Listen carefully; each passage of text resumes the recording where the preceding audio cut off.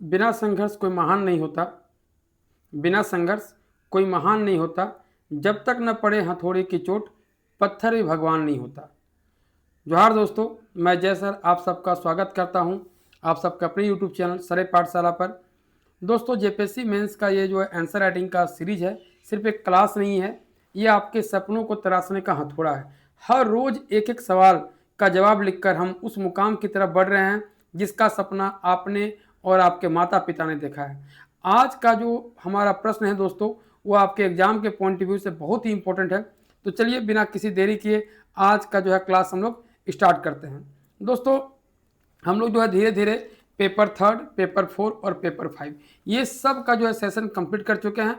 Previous question छठा JPSC का और छठा ही जेपीएससी का जो सेशन है हम लोग कंप्लीट करेंगे और उसका अंतिम पड़ाव है science, general science, environmental and technology development. जैसे ही आपका ये जो है कंप्लीट हो जाएगा दोस्तों, उसके बाद हम लोग आ जाएंगे 7 जेपीएससी में।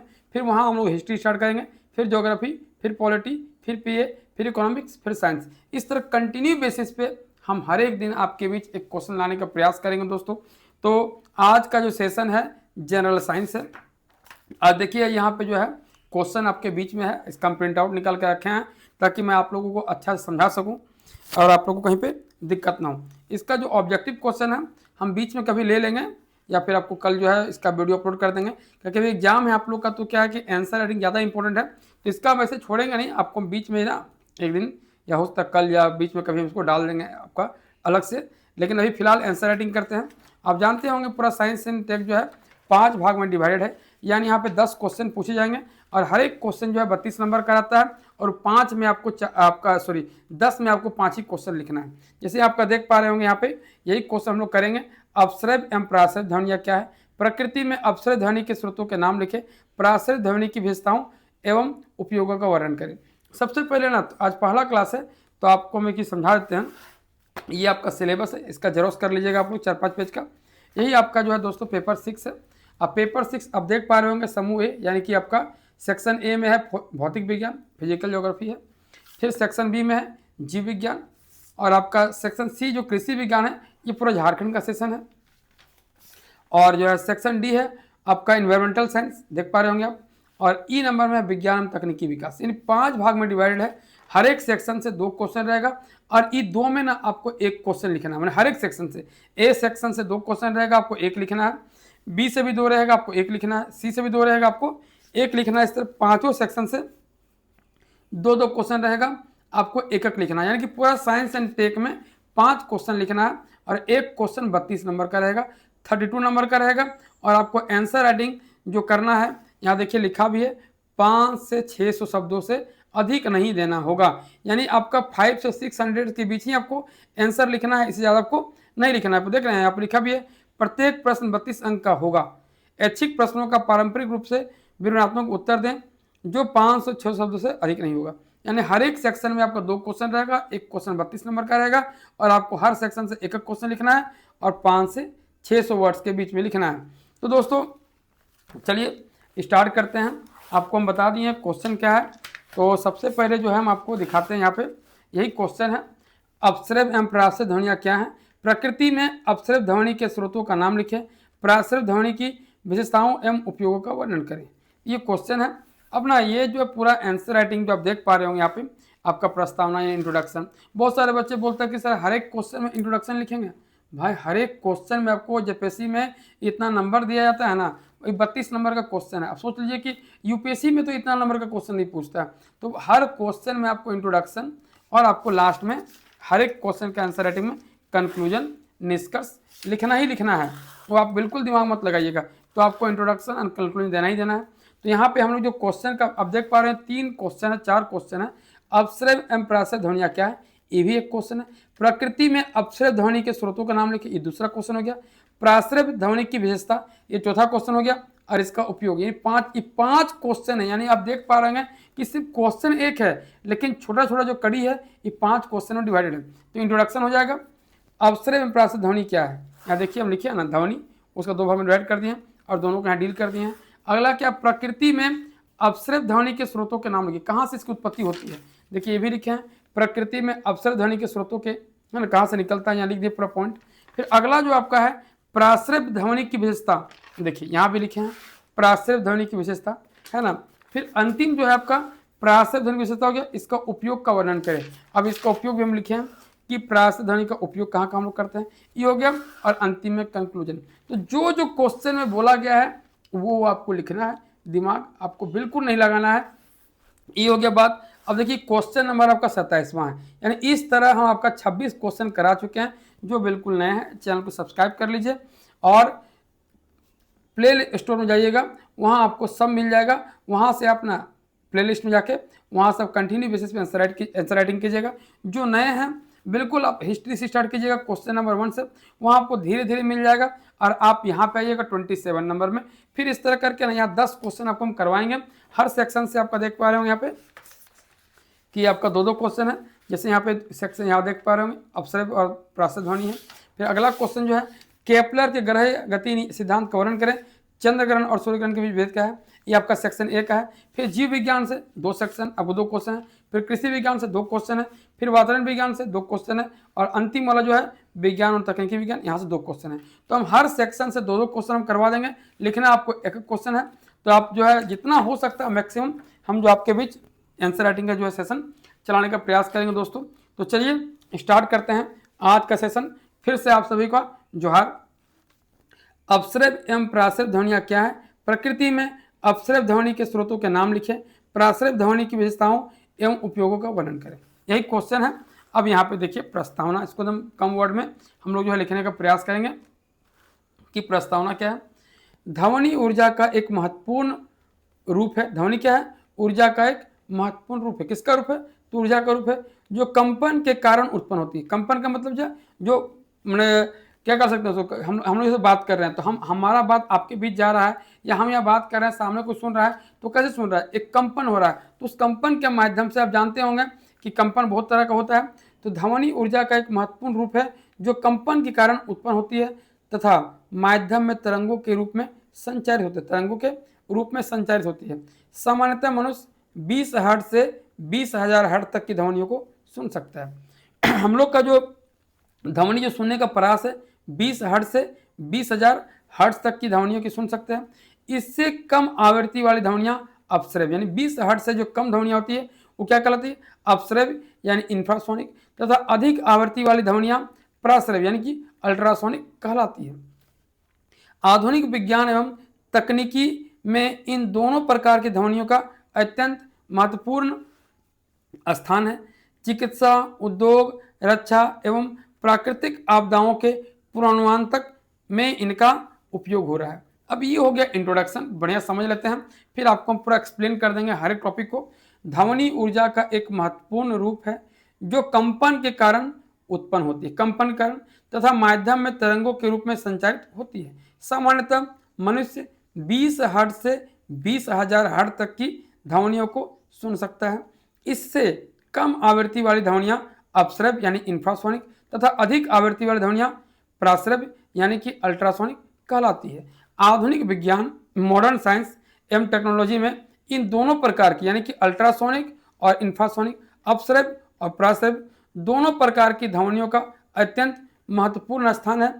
चिकित्सा, उद्योग, रक्षा, प्राकृतिक आपदाओं के पूर्वानुमान तक में इनका उपयोग हो रहा है। अब देखिए ये हो गया पूरी आपका इंट्रोडक्शन, अब देख पा रहे होंगे। अब हम लोग यहाँ पे जो है अपश्रव्य और प्राश्रव्य ध्वनि क्या है, यही आपका पहला क्वेश्चन है। इस क्वेश्चन को हम लोग डील करेंगे। आप समझ सकते हैं कि यहाँ पे ना कि धीरे धीरे करके ये पहला क्वेश्चन है, फिर आपका स्रोत दूसरा क्वेश्चन है, फिर विशेषता तीसरा क्वेश्चन है और उपयोग चौथा क्वेश्चन है। यानी 4 क्वेश्चन। अब यहाँ आप नंबर वाइज डिवाइड कीजिएगा ना तो हर एक क्वेश्चन या 8-8 नंबर का है। यानी 4 यहाँ पे मेन बॉडी है, चारों मेन बॉडी जो आपका 8-8 नंबर का है। आपको ध्यान से समझना है और लिखना है। देखिए जो आपको कॉपी चेक करेगा ना वो हर सेक्शन को यहाँ पे चेक करेगा कि आप क्या लिखे नहीं लिखे। खाली आप विशेषता लिखेगा, उपयोग नहीं, तो आपको उतना नंबर नहीं मिलेगा, आपको कम ही नंबर मिलेगा। आपको लगेगा हम तो 5 पेज 6 पेज 700-800 वर्ड लिख दिए, वो लिखने से नहीं होगा, आप क्या लिख रहे हैं ये मायने रखता है। तो ध्वनि यानी साउंड, अपश्रव्य ध्वनि इंफ्रासोनिक साउंड, प्राश्रव्य ध्वनि अल्ट्रासोनिक साउंड। अब देखिए इसको ज़्यादा हम लोग डील नहीं करेंगे, क्वेश्चन 4-5 जगह डिवाइडेड है, तो जो पूछा गया उसको हम लिखेंगे। अपश्रव्य ध्वनि इंफ्रासोनिक साउंड, जिस ध्वनि की आवृत्ति 20 हर्ट्ज से कम होती है उसे अपश्रव्य ध्वनि कहते हैं। क्या, जिस ध्वनि की आवृत्ति 20 हर्ट्ज से कम होती है उसे अपसृत ध्वनि कहते हैं। यह ध्वनि इतनी कम आवृत्ति की होती है कि मानव कान इसे सीधे नहीं सुन पाते हैं। अब क्या है, यह ध्वनि इतनी कम आवृत्ति की, इतनी कम फ्रीक्वेंसी की होती है कि मानव कान इसे सीधे नहीं सुन पाते, लेकिन यह लंबी दूरी तक बिना अधिक कमजोर हुए, मैंने बिना अधिक कमजोर हुए मैंने छिन्न हुए यात्रा कर सकती है। मैंने यह लंबा दूरी तक जो है बिना कमजोरी के जा सकती है, यानी बिना टूटे फूटे जा सकती है यह ध्वनि। बस इतना ही आपको लिखना था। अब इसमें बहुत कुछ लिखा जा सकता है, यदि आप इसी को लिखिएगा ना तो इसी में 700-800 वर्ड लिखा जाएगा, लेकिन यहाँ पे आप आपको हम बताना भूल गए कि पूरा जो रिसोर्सेस है ये कहाँ से लिया गया। ये पूरा रिसोर्सेस जो हम लिखे हैं ये आपका महेश कुमार बनवाल जी का जो बुक है वहाँ से लिए हैं, पहला। दूसरा है कि एनसीईआरटी से बहुत सारा फैक्ट लिए हैं। और आपको हम दिखाते हैं एक चीज़, ये मेरा नोट्स है साइंस का, आपको हम दिखा देते हैं ताकि आप लोग को ज़्यादा समझ में आ जाएगा कि मटेरियल कैसे इकट्ठा किया जाता है। देखिए यही ना आपका है जी, आपका यहाँ पे है, सॉरी, अपसृत और प्रासृत ध्वनि, यहीं पे है आपका ध्वनि की प्रकृति और संकल्पना, जो आपका 4 नंबर टॉपिक है। आपको हम दिखाते हैं।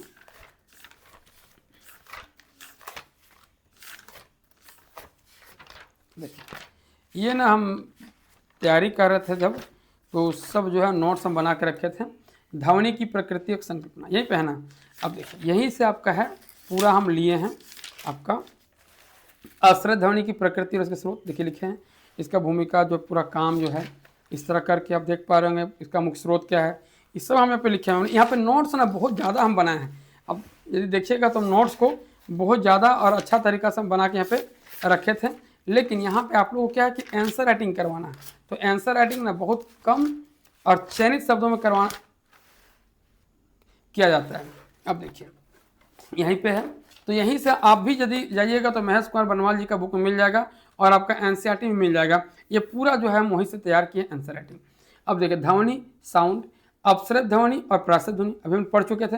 हम लोग यहाँ पे अपसृत ध्वनि, इंफ्रासोनिक साउंड्स पढ़ चुके थे, क्या कि जिस ध्वनि की आवृत्ति 20 हर्ट्ज से कम होती है उसे अपसृत ध्वनि कहते हैं। यह ध्वनि इतनी कम आवृत्ति की होती है कि मानव कान इसे सीधे सुन नहीं पाते, लेकिन यह लंबी दूरी तक बिना अधिक कमजोर हुए, छिन्न हुए यात्रा कर सकती है। ये आपका था अपसृत ध्वनि।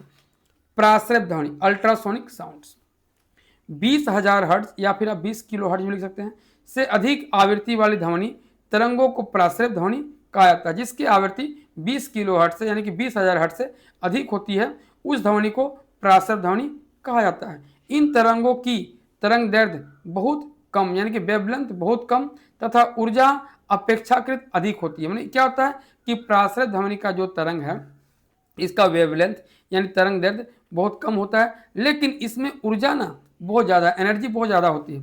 मनुष्य इन ध्वनियों को सीधे सुन नहीं सकता है, परंतु कुत्ता, चमगादड़ तथा डॉल्फिन जैसे जीव इसे या इन्हें सुन सकते हैं। क्या है कि 20,000 हर्ट्ज यानी 20 किलो हर्ट्ज से अधिक आवृत्ति वाली ध्वनि तरंगों को प्रासृत ध्वनि कहा जाता है।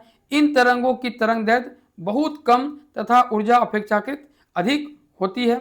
मनुष्य इन ध्वनियों को सीधे सुन नहीं सकता है, परंतु कुत्ता, चमगादड़ तथा डॉल्फिन जैसे जीव इन्हें सुन सकते हैं। अब देखिए ये ना पहला जो क्वेश्चन था अपसृत और प्रासृत ध्वनि क्या है, तो क्या है दोनों का परिभाषा लिख दिया गया, दोनों को बढ़िया से फ्रेमिंग करके लिख दिया गया। यही आपका काम था, यहाँ ज़्यादा लिखने का जरूरत आपको नहीं था, ये आपका काम खत्म हो गया। अगला क्या है, प्रकृति में अपसृत ध्वनि के स्रोतों के नाम लिखिए, कहाँ से ये उत्पन्न होते हैं, कहाँ से आते हैं। अब ये ना बहुत ज़्यादा पॉइंट हो सकता है, लेकिन हम 4 ही पॉइंट लिखे हैं कि क्वेश्चन का जो डिमांड है हमको पूरा कंप्लीट करना है सब, तो हम 4 पॉइंट लिए हैं। क्या कि प्रकृति में अपसृत ध्वनि के स्रोत, भूकंप पहला, ज्वालामुखी विस्फोट दूसरा, तीसरा समुद्री लहरें और तूफान, और चौथा है तेज हवाएं और आंधियां। क्या क्या बोले आपको, भूकंप, ज्वालामुखी विस्फोट, समुद्री लहरें और तूफान, तेज हवाएं और आंधियां। ये आपका 4 पॉइंट है। ये चारों पॉइंट को हम लोग डील करेंगे कम कम और आसान शब्दों में। भूकंप, अर्थक्वेक, भूकंप के दौरान पृथ्वी की सतह और अंदरूनी परतों में होने वाले कंपन से बहुत कम आवृत्ति की तरंगें उत्पन्न होती। क्या है, भूकंप के दौरान पृथ्वी की सतह मतलब कि पृथ्वी की सतह मतलब कि नीचे से जो आप देख पा रहे होंगे इसे यही आप समझ रहे हैं, यही सतह है, तो पृथ्वी का मान लीजिए ये सतह है, तो यहाँ से क्या होता है कि पृथ्वी की सतह और अंदरूनी परत यानी कि ये हो गया आपका ऊपरी वाला सतह, और इसके नीचे यानी कि इसके जो नीचे होगा ये क्या हो जाएगा, अंदरूनी परत। में होने वाली कंपन से बहुत कम आवृत्ति की तरंगें उत्पन्न होती है। जो कंपन होता है यानी पृथ्वी का सतह, अब सतह समझिए यह सतह है और इसके नीचे यानी यहाँ से, तो पृथ्वी का सतह और अंदरूनी परतों में होने वाली कंपन से बहुत कम आवृत्ति की तरंगें उत्पन्न होती है। ये तरंगें अवश्रव्य होती है। क्या होती है? अवश्रव्य होती है। और आधुनिक उपकरणों द्वारा इन्हें रिकॉर्ड कर भूकंप का पूर्वानुमान लगाने का प्रयास किया जाता है। क्या है कि ये तरंगें अवश्रव्य होती है और आधुनिक उपकरणों के द्वारा इन्हें रिकॉर्ड कर भूकंप का पूर्वानुमान लगाने का प्रयास किया जाता है कि कहाँ भूकंप आएगा नहीं आएगा, तो ये इसको ना रिकॉर्ड किया जाता है। तो भूकंप का पता लगाने में या भूकंप से जो है क्या निकलता है, तो हमारा क्या निकलेगा? अवश्रव्य तरंग निकलेगा। तो याद रख लीजिएगा कि इंफ्रासोनिक साउंड जो है कहाँ से निकलता है, तो भूकंप यानी अर्थक्वेक को जो है वहां से भी इसका स्रोत है, पहला नंबर। दूसरा नंबर में क्या है? ज्वालामुखी विस्फोट। क्या हो जाएगा? ज्वालामुखी विस्फोट। देखिए वोल्केनिक इरप्शंस। अभी क्या? ज्वालामुखी के फटने से उत्पन्न तीव्र ऊर्जा के कारण अवश्रव्य तरंगें उत्पन्न होती। क्या है? ज्वालामुखी वोल्केनो के फटने से उत्पन्न तीव्र ऊर्जा के कारण अवश्रव्य तरंगें उत्पन्न होती। क्या होती? अवश्रव्य तरंगें उत्पन्न होती। पहला, ये तरंगें विस्फोट से पहले भी उत्पन्न हो सकती है। जरूरी नहीं कि वोल्केनो यानी ज्वालामुखी जो विस्फोट करके तभी होगा, ऐसा नहीं है।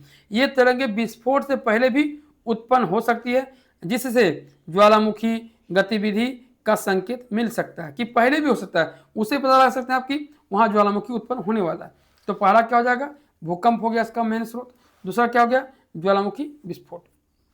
अब देखिए तेज हवाएं और आंधियां। क्या है? तेज हवाएं और आंधियां। जब तेज हवाएं पहाड़ों, इमारतों, या कोमा देना भूल गए थे, पहाड़ों, इमारतों या पेड़ों से टकराती है तो वे अपसृत ध्वनि उत्पन्न करती। क्या हो गया? तेज हवाएं और आंधियां, स्ट्रॉन्ग्स विंड्स एंड टोर्नेडोज। जब तेज हवाएं पहाड़ों, इमारतों या पेड़ों से टकराती है तो वे अपसृत ध्वनि उत्पन्न करती है। बवंडर, टोर्नेडो भी अपसृत ध्वनि का एक प्राकृतिक स्रोत है। देखिए इसको ऐसा करके लिख दिया ताकि थोड़ा अट्रैक्टिव लगे। आंसर राइटिंग हमेशा अट्रैक्टिव तरीका से करना है। अब चौथा और अंतिम पॉइंट क्या है? समुद्री लहरें और तूफान, ओशियन वेव्स एंड स्टॉर्म्स। क्या? समुद्री लहरें और तूफान, ओशियन वेव्स एंड स्टॉर्म्स। समुद्र में उठने वाली विशाल लहरें, आप समुद्र में देखे होंगे, कभी गए होंगे, तो वहाँ बहुत सारे विशाल लहर या चलता है, दिन भर चलते रहेगा, मैंने 24 घंटा चलते रहता है। तो समुद्र में उठने वाली विशाल लहरें, चक्रवात और सुनामी जैसी घटनाएं अपसृत ध्वनियां उत्पन्न करती। क्या? समुद्र में उठने वाली विशाल लहरें, चक्रवात और सुनामी जैसी घटनाएं अपसृत ध्वनियां उत्पन्न करती है, जो सैकड़ों किलोमीटर दूर तक फैल सकती है। तो ये आप देख पा रहे होंगे कि आपका 4 पॉइंट था। प्रकृति में अपसृत ध्वनि के स्रोत, इसका बहुत सारा पॉइंट है, लेकिन हम 4 ही पॉइंट लिए हैं। एक भूकंप, ज्वालामुखी विस्फोट, समुद्री लहरें और तूफान, तेज हवाएं और आंधियां। कम शब्दों में इसको जो है पॉइंट को डील करने का प्रयास किया गया आपके बीच, ताकि आप जो है एग्जाम के हॉल में अच्छा से लिख पाएं। और देखिए नोट्स अलग चीज़ है और आंसर राइटिंग अलग चीज़ है। यदि आप इसी का नोट्स बनाइएगा ना, यदि आप इसी क्वेश्चन का आप नोट्स बनाइएगा तो ये ना 10-15 पेज में बन जाएगा, लेकिन आपको 500 से 600 वर्ड के बीच में ही लिखना है। तो समझ जाइए कि आपको उसी तरह से हर जो आपको दिया गया टॉपिक को डील करते हुए आपको निकलना है। तो हम लोग जो इंट्रोडक्शन देख लिए इसका। दूसरा में क्या देखें? अपसृत ध्वनि और प्रासृत ध्वनि क्या है, इसको हम लोग समझ लिए। जो आपका अगला जो कहानी था यहाँ पे, प्रकृति में अपसृत ध्वनि के स्रोत, इसको जो 4 यहाँ पे हम लोग जो है महत्वपूर्ण टॉपिक को लिए और इसको डील कर दिए पॉइंट को। और अगला जो यहाँ पे है प्रासृत ध्वनि की विशेषता, इसको हम लोग करेंगे कि प्रासृत ध्वनि की विशेषता क्या क्या है, इसको हम लोग समझने का प्रयास करेंगे। प्रासृत ध्वनि की विशेषताएं क्या है? एक तो है ऊंच आवृत्ति, दूसरा है मानव कान सुनने योग्य नहीं है, तीसरा क्या है? कम तरंग दैर्ध्य, और चौथा क्या है? दिशात्मक प्रकृति। तो इसको हम लोग करेंगे अभी। और अगला नंबर में है क्या? तो प्रावर्तन क्षमता। ये 5 पॉइंट हम यहाँ लिए हैं और 5 पॉइंट हम आपको डील कर देंगे एकदम आसान भाषा में। उच्च आवृत्ति, इनकी आवृत्ति 20 किलोहर्ट्ज से अधिक होती है। किसकी? प्रासृत की। मानव कान सुनने योग्य नहीं है, मनुष्य इसे सीधे नहीं सुन सकता है। तीसरा, कम तरंग दैर्ध्य, तरंग दैर्ध्य कम होने का कारण ये सूक्ष्म वस्तुओं का अध्ययन कर सकती है। कम तरंग दैर्ध्य कम होने के कारण ये सूक्ष्म वस्तुओं का अध्ययन कर सकती है। दिशात्मक प्रकृति, इनका प्रसार एक निश्चित दिशा में होता है। क्या होता है? एक निश्चित दिशा में होगा। किसका? प्रासृत तरंग का। और अंतिम पॉइंट है प्रावर्तन क्षमता, किसी वस्तु से टकराकर लौट आती है जिससे दूरी एवं आकार का ज्ञात किया सकता है कि कितना दूरी में है, वो कितना बड़ा है। परावर्तन क्षमता, किसी वस्तु से टकराकर लौट आती है जिससे दूरी एवं आकार ज्ञात किया जा सकता है। देखिए क्या क्या बोले आपको, उच्च आवृत्ति पहला नंबर में था, इनकी आवृत्ति 20 किलोहर्ट्ज से अधिक होती है। मानव कान सुनने योग्य नहीं है, मतलब मनुष्य इसे सीधे नहीं सुन सकता है। कम तरंग दैर्ध्य, आपका जो है लो वेवलेंथ, तरंग दैर्ध्य कम होने के कारण ये सूक्ष्म वस्तुओं का अध्ययन कर सकती है। दिशात्मक प्रकृति, इनका प्रसार एक निश्चित दिशा में होता है। और अगला क्या है, परावर्तन क्षमता, किसी वस्तु से टकरा कर लौट आती है जिससे दूरी एवं आकार ज्ञात किया सकता है। ये आपका 5 पॉइंट कंप्लीट हो गया। यानी आप देख पा रहे होंगे आंसर राइटिंग, तो ये हम लोग कंप्लीट कर चुके हैं कि अपसर्य एवं प्रासृत ध्वनि क्या है। प्रकृति में अपसर्य ध्वनि के स्रोतों के नाम लिखे। और अगला क्या, प्रासृत ध्वनि की विशेषता, ये भी कंप्लीट कर दिया। और अंतिम में आ जाएंगे उपयोगों का वर्णन करें। देखिए अभी तक ना हम लोग इंट्रोडक्शन ले लिए हैं पूरा अच्छा से। फिर देखिए आपका जो ध्वनि का 2 हिस्सा है उसको डिवाइड करके लिख दिए एक पेज में। फिर अगला पेज में हम लोग क्या किए, इसका जो मेन स्रोत है उसको यहाँ पे पूरा कंप्लीट किए, यहाँ तक आ गया ये। फिर जो प्रासृत ध्वनि की विशेषता है इसको कंप्लीट कर दिया हम लोग। अब आ जाएंगे सीधा प्रासृत ध्वनि का उपयोग। क्या है उपयोग, बहुत सारे बच्चे क्या करेंगे कि आपका विशेषता और उपयोग को एक साथ कर देंगे। एक साथ नहीं करना, दोनों अलग अलग चीज है, आपको अलग अलग करना। एप्लीकेशन अलग है और कैरेक्टरिस्टिक अलग है, तो दोनों आपको जो अलग अलग लिखना है। यहाँ पे क्या है, अब यहाँ प्रासृत ध्वनि का उपयोग, यहाँ इसको 5 पॉइंट में हम लोग डिवाइड किए हैं। चिकित्सा क्षेत्र में, उद्योग में, समुद्री एवं रक्षा में, जैविक एवं पशु व्यवहार अध्ययन में और वैज्ञानिक अनुसंधान में। क्या क्या बोले आपको, चिकित्सा क्षेत्र में, उद्योग में, समुद्री एवं रक्षा में, जैविक एवं पशु व्यवहार अध्ययन में और वैज्ञानिक अनुसंधान में। ये आपका 5 पॉइंट है। ये 5 पॉइंट को हम आपको आसान भाषा में समझा देंगे कैसे आपको लिखना है। चिकित्सा क्षेत्र में अल्ट्रासोनोग्राफी, अब नाम जानते होंगे, प्रीलिम्स में हमें पूछता है। अल्ट्रासोनोग्राफी द्वारा गर्भस्थ, जो गर्भ में बचा रहता है, गर्भस्थ शिशु एवं आंतरिक अंगों की जांच होती है। क्या है, अल्ट्रासोनी द्वारा गर्भस्थ शिशु एवं आंतरिक अंगों की जांच होती है। ये होगा चिकित्सा क्षेत्र में। दूसरा क्या है, किडनी स्टोन उपचार में प्रासृत तरंगों द्वारा पथरी को तोड़ा जाता है। क्या, 2 पॉइंट यहाँ लिख दिए, और ही पॉइंट होगा, लेकिन इसको जो है आंसर राइटिंग में कम कम चीज को लेके आगे कंप्लीट किया जाता है। अल्ट्रासोनिक्स द्वारा गर्भस्थ शिशु एवं आंतरिक अंगों की जांच होती है। किडनी स्टोन उपचार में प्रासृत तरंगों द्वारा पथरी को तोड़ा जाता है। तो अब ये 2 पॉइंट कंप्लीट हो गया।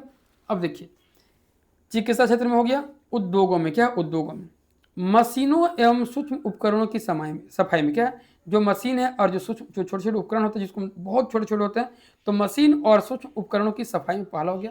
प्लास्टिक एवं धातुओं की वेल्डिंग में, किसका, प्लास्टिक और धातुओं की वेल्डिंग में, उद्योग में ये हो गया बी नंबर में। सी नंबर में क्या है, समुद्री एवं रक्षा क्षेत्र में। क्या है, समुद्री एवं रक्षा क्षेत्र में सोनार, सोनार का फॉर्म होता है साउंड नेविगेशन एंड रैंकिंग। क्या, साउंड नेविगेशन एंड रैंकिंग। क्या, तो सोनार तकनीक में समुद्र की गहराई मापने तथा पनडुब्बियों का पता लगाने में। सोनार क्या तकनीक में समुद्र की गहराई मापने तथा पनडुब्बियों का पता लगाने में। नौसेना में दुश्मन की गतिविधियों की निगरानी में।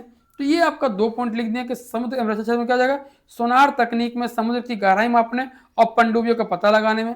नौसेना में दुश्मन की गतिविधियों की निगरानी में। तो ये हो गया आपका सी नंबर। डी नंबर में क्या है, चौथा पॉइंट क्या है, जैविक पशु व्यवहार के अध्ययन में, जैविक एवं पशु व्यवहार के अध्ययन में। चमगादड़ एवं डॉल्फिन दिशा निर्धारण हेतु प्रासृत ध्वनि का उपयोग करता है। अब देखते होंगे चमगादड़ और डॉल्फिन क्या करता है कि वो अपना दिशा निर्धारण करने के लिए या आगे बढ़ने के लिए क्या करते हैं, प्रासृत ध्वनि का उपयोग करते हैं। प्रासृत ध्वनि छोड़ता है फिर आगे निकलता है, छोड़ता है फिर आगे निकलता है। तो चमगादड़ एवं डॉल्फिन दिशा निर्धारण हेतु प्रासृत ध्वनि का उपयोग करते हैं। पशुओं के व्यवहार एवं संचार प्रणाली के अध्ययन में सहायता, पशुओं के व्यवहार एवं संचार प्रणाली के अध्ययन में सहायता। अब ये डी नंबर हो गया कंप्लीट। अंतिम पॉइंट है वैज्ञानिक अनुसंधान में पदार्थों की आंतरिक संरचना एवं सूक्ष्म परीक्षण में आधुनिक सेंसर एवं रोबोटिक्स तकनीक का उपयोग किया था। क्या है, आधुनिक सेंसर एवं रोबोटिक्स तकनीक में उपयोग हो गया। यानी वैज्ञानिक अनुसंधान में क्या हो जाएगा, पदार्थों की आंतरिक संरचना एवं सूक्ष्म परीक्षण में आधुनिक सेंसर एवं रोबोटिक्स तकनीक में उपयोग। ये आपका हो गया 5 पॉइंट। आपको लग रहा होगा कि भाई ये बहुत कम लिखा गया है, जिससे कि बहुत सारे बच्चे कमेंट करेंगे सर मटेरियल कम है, मटेरियल कम नहीं भाई, मटेरियल मेरे पास बहुत ज़्यादा है। यदि आपको हम आंसर राइटिंग में दिखाया ना यहाँ पे, यदि आप मटेरियल लिखिएगा यहाँ से तो आपको इतना लिखने को मिल जाएगा ना कि आप पागल हो जाइएगा। यही ना, देखिए पराशर ध्वनि है, देखिए यहाँ पे आप लिख पाइएगा इतना। यहाँ एग्जाम में अलग चीज़ है, ये आपका यहाँ शुरू से दिखाते हैं नोट्स, ताकि आपको समझ में आ जाएगा कि क्या क्या होता है। जैसे आपका यही नोट्स है, अपसर्प ध्वनि और प्रकृति में इसका स्रोत, देखिए यहाँ पे लिख दिया, इंट्रोडक्शन लिख दिए हैं, इसका परिभाषा लिख दिया गया है, फिर देखिए आपका इसका गुण लिख दिया गया है, फिर इसके बाद देखिए 6 पॉइंट इसको लिख दिया गया है इसका स्रोत का। ये 6 पॉइंट को आप देख पा रहे हैं, ज़्यादा वर्ड हम जो है आपका क्या किए हैं तो डील कर दिए हैं। फिर देखिए आपका अपसर्प ध्वनि का इंपॉर्टेंस लिख दिए हैं, फिर कंक्लूजन लिखे, फिर आया है प्रासर ध्वनि में, इसका क्या है, फिर इसका इंट्रोडक्शन लिखे हैं, फिर इसका परिभाषा लिखे हैं, फिर इसका विशेषता लिखे हैं, अब देख पा रहे होंगे। फिर क्या किए हैं कि इसका उपयोग कहाँ कहाँ करेंगे, तो बहुत ज़्यादा इसका उपयोग हो जाता है। फिर क्या है, सर उपयोग को डील किए हैं, अब देख पा रहे होंगे पूरा उपयोग को डील किया गया है बढ़िया तरीका से।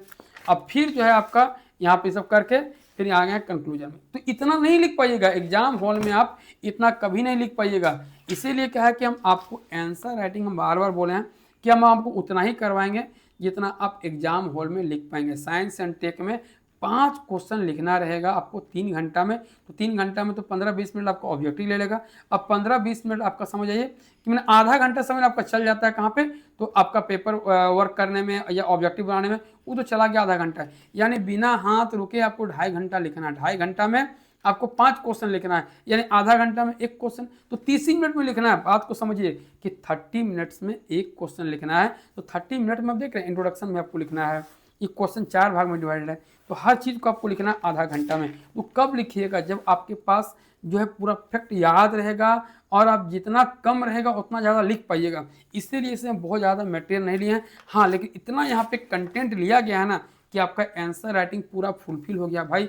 इतना ही आप लिख दीजिएगा ना, आपका 30-32 नंबर मिल जाएगा। और 30-32 नंबर कम नहीं होता है, हर सेक्शन को हम यहाँ पे कंप्लीट करने का प्रयास किए हैं। तो जब आप इतना जोड़िएगा ना, अब जाइएगा जब लिखिएगा नोट्स बनाइएगा, तो आप देखिएगा आपका जो वर्ड्स है ना 500 से 600 बीच में आराम से हो जाएगा। अब देखिए कंक्लूजन, निष्कर्ष। अपसर्प एवं प्रासर्प ध्वनियाँ मानव श्रवण सीमा से बाहर होने के बावजूद, क्या है, अपसर्प एवं प्रासर्प ध्वनियाँ मानव श्रवण सीमा, मतलब मानव जो सुनने की सीमा से बाहर होने के बावजूद विज्ञान एवं प्रकृति में अत्यंत महत्वपूर्ण भूमिका निभाती है। क्या है कि अपसर्प और प्रासर्प ध्वनि हम लोग नहीं सुन पाते हैं, फिर भी विज्ञान एवं प्रकृति में अत्यंत महत्वपूर्ण भूमिका निभाती है। अपसर्प ध्वनियाँ प्राकृतिक घटनाओं एवं जीवों के संचार को समझने में सहायक है। क्या है, अपसर्प ध्वनियाँ प्राकृतिक घटनाओं एवं जीवों के संचार को समझने में सहायक है, जबकि प्रासर्प ध्वनियाँ आधुनिक चिकित्सा, उद्योग एवं रक्षा तकनीक की आधारशिला बन चुकी। क्या है, जबकि प्रासर्प ध्वनियाँ आधुनिक चिकित्सा, उद्योग एवं रक्षा तकनीक की आधारशिला बन चुकी है। अतः इन ध्वनियों का वैज्ञानिक अध्ययन मानव कल्याण तथा तकनीकी प्रगति के लिए क्या है, अत्यंत आवश्यक है। अतः इन ध्वनियों का वैज्ञानिक अध्ययन मानव कल्याण तथा तकनीकी प्रगति के लिए अत्यंत आवश्यक है। अब देखिए ये ना आपका पूरा आंसर राइटिंग जो है कंप्लीट हो गया।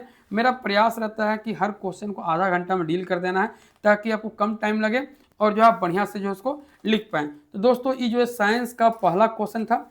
अब जो अगला क्वेश्चन हम आपको करवाएंगे साइंस का जो पेपर 6 है, इसमें हम आपको करवाएंगे ये केपलर के गृह गति सिद्धांत का वर्णन करें, चंद्र ग्रहण तथा सूर्य ग्रहण के बीच भेद बताएं, प्रभेद बताएं। यही आपको हम करवाने वाले हैं नेक्स्ट क्लास में। तो दोस्तों यदि आप लोग नए हैं तो चैनल को सब्सक्राइब कर लीजिए, और जो भाई पुराने हैं कमेंट बॉक्स में कमेंट जरूर करें, झारखंड किस कोना से हैं आप लोग, क्या प्रॉफिट हो रहा है नहीं हो रहा जरूर बताएं दोस्तों आप लोग का। कि एक आंसर राइटिंग कराने ना बहुत हार्डवर्क लगता है, पूरा दिन खत्म हो जाता है, लेकिन कंप्लीट नहीं कर पाते हैं। तो आज का तो हम आंसर कंप्लीट कर लिए हैं। अब अगला ना आपको हम जो है नेक्स्ट डे मेरा प्रयास रहेगा आपके बीच उसको जो है लाने का। इस तरह करके कंप्लीट जो है आपको हम यहाँ से 10 क्वेश्चन जो है ले आएंगे। तो चलिए फिर मिलते हैं एक नए ऊर्जा के साथ, एक नए उत्साह के साथ, एक नए आंसर राइटिंग के साथ। तब तक जोहार झारखंड, जय झारखंड।